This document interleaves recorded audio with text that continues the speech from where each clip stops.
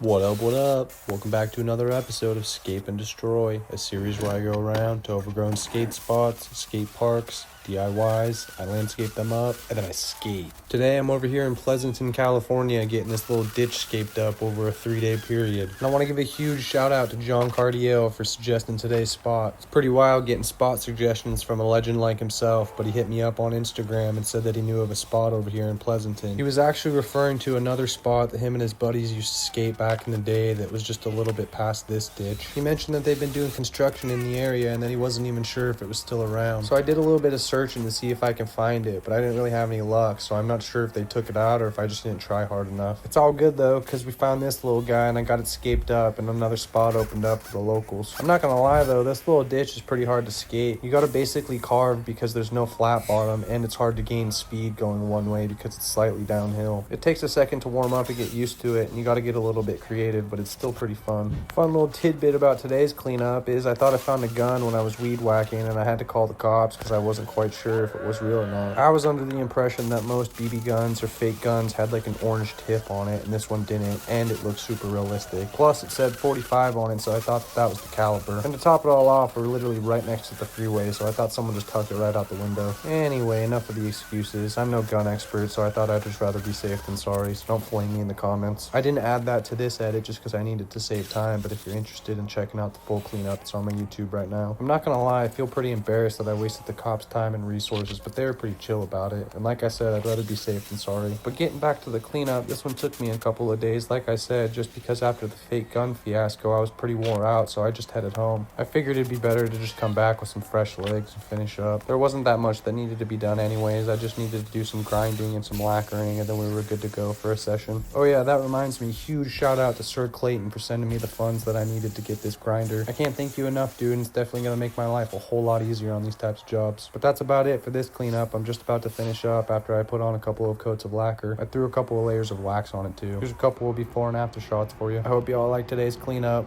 and even though it wasn't the spot that Cardio sent me, I still had a blast scaping this one up. I'm gonna get up out of here, but before I do, I just want to give a huge shout out to Raw Garden for always having my back and helping me get to new spots. I'm gonna have their info linked down in the description if you want to go check them out and show them some love and maybe snag something for always supporting me. I'll see you all in the next video. Much love, everybody.